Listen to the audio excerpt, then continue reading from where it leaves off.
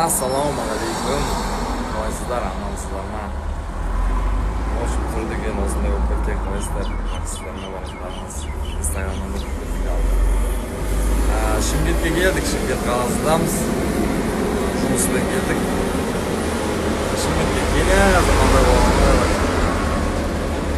Жұмыспен келдік, жалпы мен Инстаграмға қазір бостан-босқа шықпайтын болған.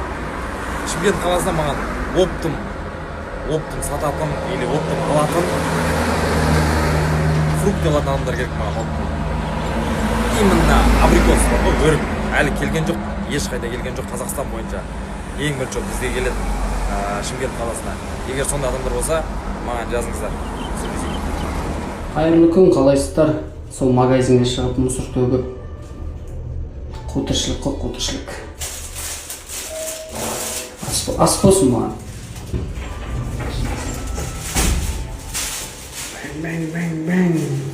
Ал бәріңізге сәлем, қалайсыздар? Ал ассалаумағалейкум, қайырлы күн деп күнде айтып шаршатып жүрген жерім. Жалпы барлығы дұрыс па сіздерде? Кеше енді өтірік болсын сторисқа шығып қойдым ғой.